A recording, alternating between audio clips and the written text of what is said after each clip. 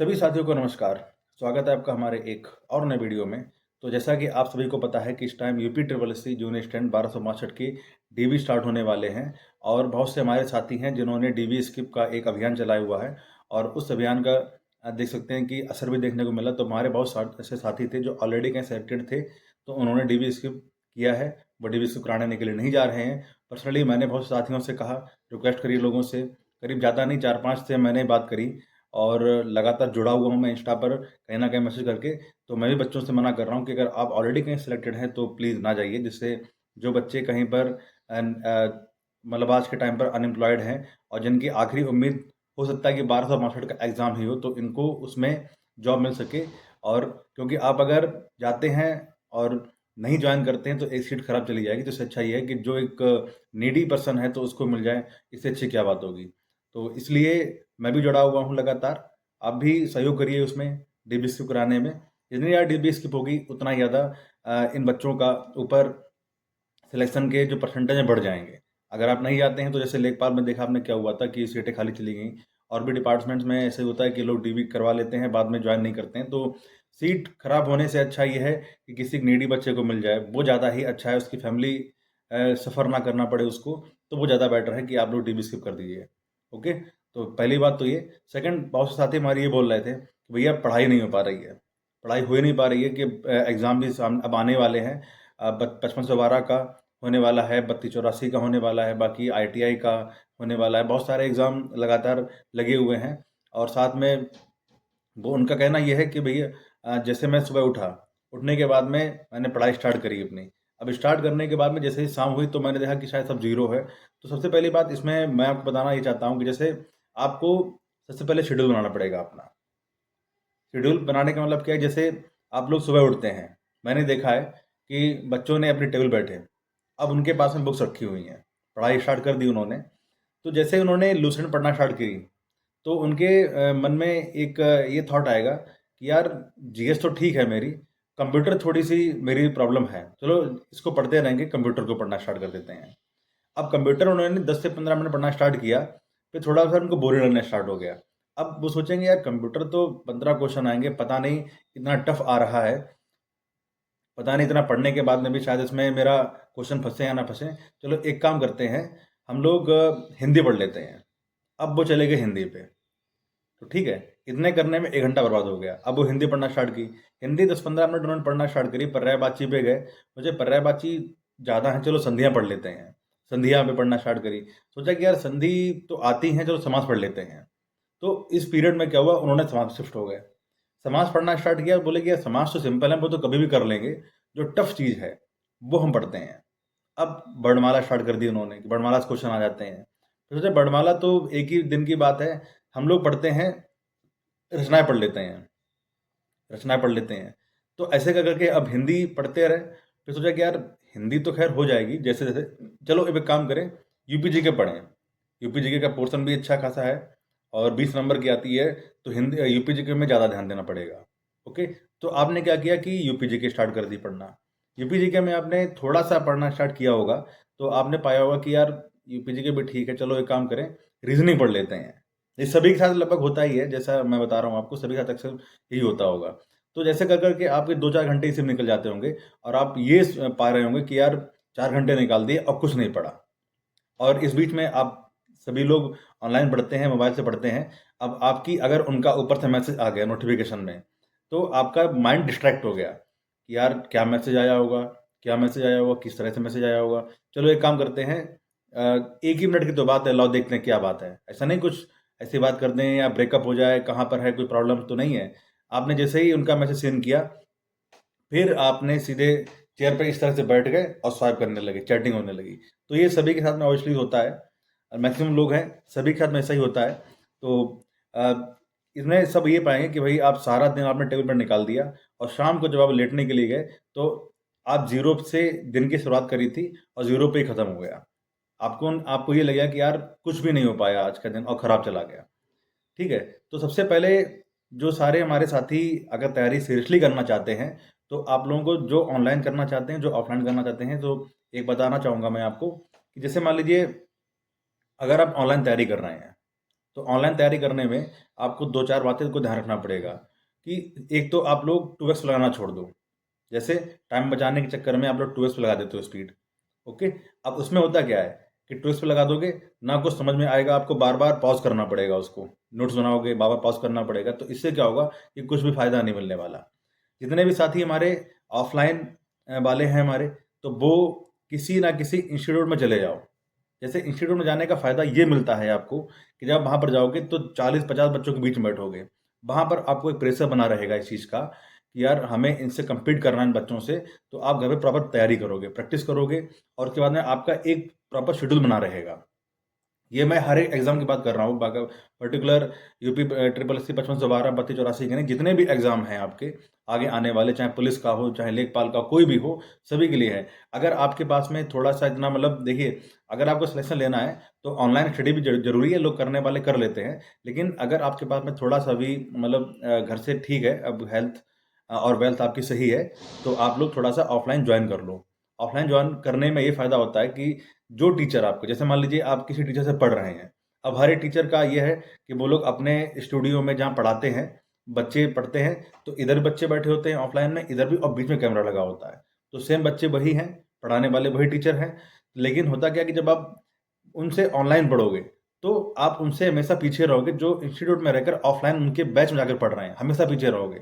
Reason क्या है कि जो बच्चे पर डे ऑफलाइन उनके बैच में जाकर पढ़ रहे हैं, तो उनके अंदर एक कंटिन्यूटी रहती है कि कंटिन्यूटी रहेगी कि मैं भैया इतना पढ़ना है, भैया ने इतना कुछ दिया, सर ने इतना दिया, हमको ये कल तैयार करके जाना है। उन्होंने ये रटने के लिए दिया, याद करने के लिए दिया, हमें वो करके जाना है। तो वो उसमें एक उनका टाइम पीरियड सेट रहता है, कंटिन्यूटी रहती है उनकी। और जैसे मान लीजिए आप ऑनलाइन पढ़ रहे हैं उन्हें टीचर से, किसी से ऑनलाइन पढ़ रहे हैं, तो एक आपके मन में ये फीलिंग आएगी कि ये इनके तो वीडियो पड़े ही रहेंगे, चलो आज नहीं कल देखते हैं, कल नहीं परसों देखते हैं। ऐसे कर करके आप 2x पे लगा दोगे। 2x लगाने के बाद समझ में कुछ भी नहीं आएगा। आपको करना ये है कि 2x पे लगाना बंद कर दो। 2x पे जितना आप लगाओगे उतना ही ज़्यादा आपका समझो सिलेक्शन से दूर होते चले जाओगे। 2x पे लगाने से होता ही यही है कि बिल्कुल आप पढ़ते चले जाओगे, नोट्स बनाते चले चले जाओगे, बार-बार को पॉज़ करना पड़ेगा, फिर लिखोगे, फिर पॉज़ करना पड़ेगा, इसमें कंटिन्यूटी खत्म होती है। एक ये प्रॉब्लम होती है ऑनलाइन में। देखिए ऑनलाइन सिलेक्शन लेने वाले ले जाते हैं, लेकिन वही लेते हैं जो कंटिन्यूटी हो जाते हैं, जो आराम से अपनी तैयारी करते रहते हैं। जो कंटिन्यूटी में रहेंगे, डेडिकेशन पे रहेंगे।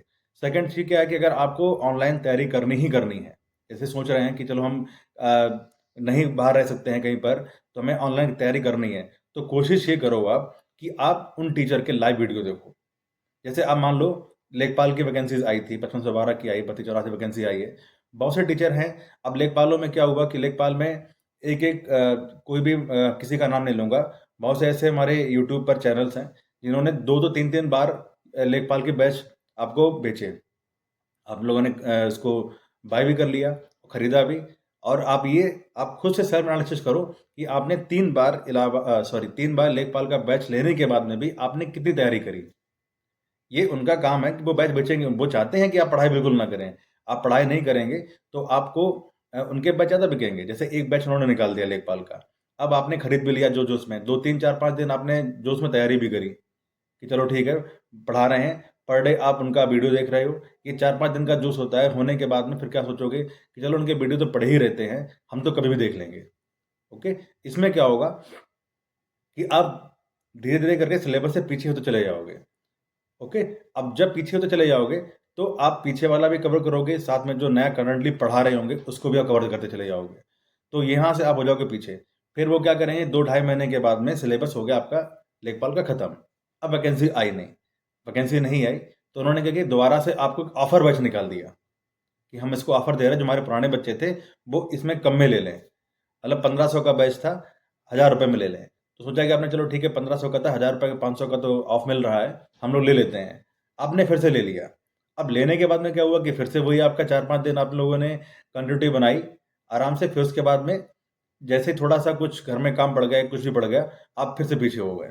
अब उससे क्या होगा, अब उससे ये होगा कि फिर से आप वही चीज़ जो पहले करते चले आ रहे थे, आप उसी पर आ जाओगे कि यार अब क्या करेंगे, कैसे सिलेबस कंप्लीट कर पाएँगे? तो फिर आप सोचोगे यार छोड़ो, अब हम लोग कुछ और तैयारी करते हैं।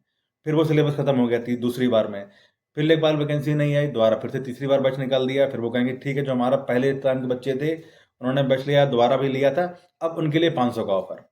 ये इंस्टीट्यूट यही करते हैं कि वो आपको ऑफर देते रहेंगे, आप खरीदते रहेंगे, लेकिन आप ये पाएंगे कि भैया आप तब भी जीरो थे, आज भी जीरो हैं। तो इससे बचने का एक मेथड ये बता रहा हूं मैं आपको कि जितनी भी आप चाहे किसी टीचर से पढ़ाई कर रहे हो, मैं किसी पर्टिकुलर का नाम नहीं, किसी भी चैनल से कहीं पर पढ़ाई कर रहे हो, तो कोशिश ये करिए कि आप उनसे बोलिए सर आप लाइव पढ़ाइए, रिकॉर्डेड वीडियो हमें नहीं चाहिए। जितना आप लाइव पढ़ेंगे तो लाइव पढ़ने में आपको ये फ़ायदा मिलेगा कि आप लोग ये देखेंगे कि जो टीचर हैं वो हमारे सामने बैठ के पढ़ा रहे हैं। 2x नहीं लगा पाओगे, तो उतना ही आपको समझ में आएगा जितना ऑफलाइन समझ में आएगा। तो कोशिश ये करो कि ऑफलाइन की तरह पढ़ो। अगर आप ऑफलाइन कहीं नहीं जा पा रहे हो तो ऑनलाइन लाइव पढ़ो। लाइव पर वही चीज़ उससे ज़्यादा समझ में आएगी जब उसी वीडियो को आप ऑफलाइन देखोगे।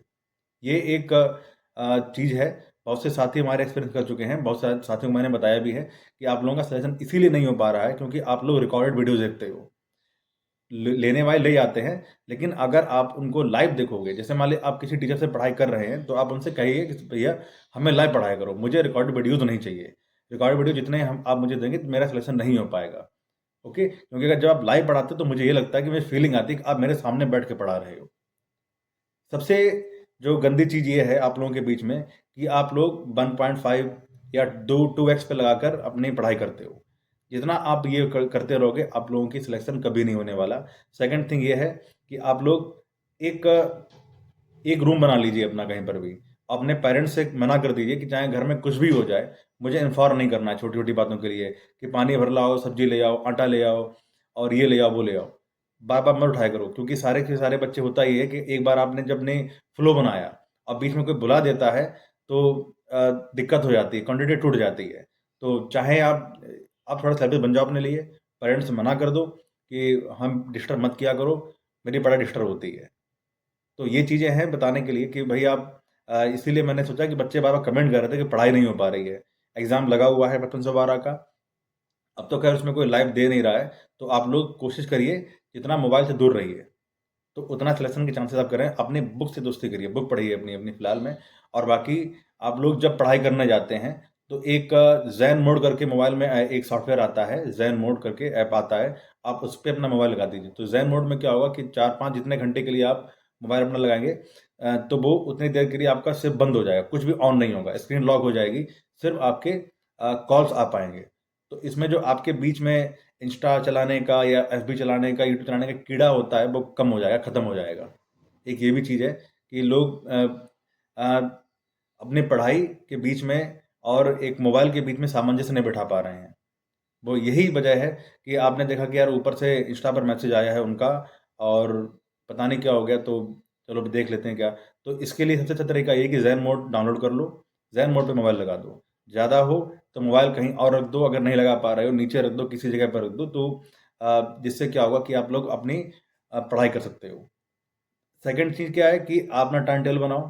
टाइम टेबल बनाने में नोटिफिकेशन समय सबसे पहले क्या किया करो कि जो भी एग्ज़ाम की तैयारी कर रहे हो, नोटिफिकेशन को सामने रखो, अपने चिपका लो।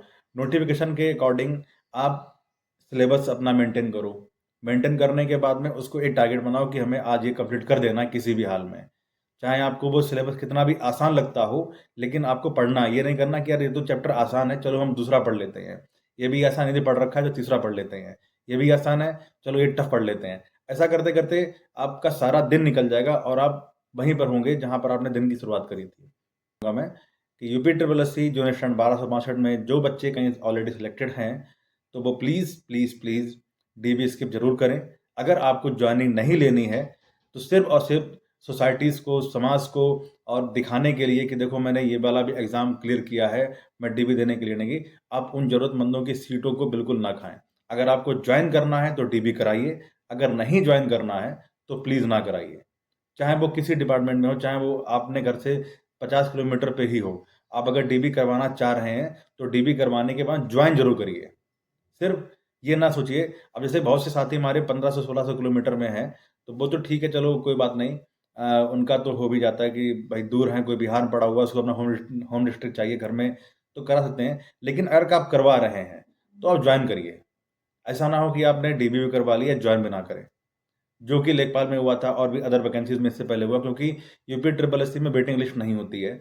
और लेखपाल में भी बहुत से साथियों ने पैसे बना लिए इसी को लेकर कि हम वेटिंग लिस्ट निकलवा के लाएंगे, वेटिंग लिस्ट निकलवा के लाएंगे, लेकिन मैंने मना कर दिया था कि जो भी साथी लेखपाल की वेटिंग लिस्ट के लिए सोच रहे हैं तो वो अपने साथ धोखा दे रहे हैं।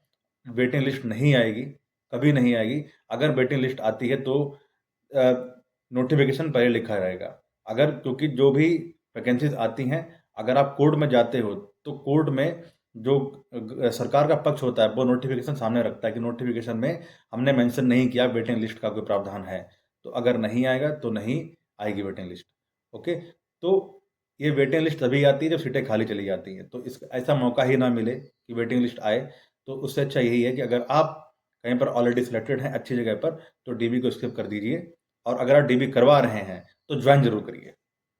ओके, तो ठीक है, फिर मिलते हैं अगले वीडियो में, तब तक के लिए नमस्कार।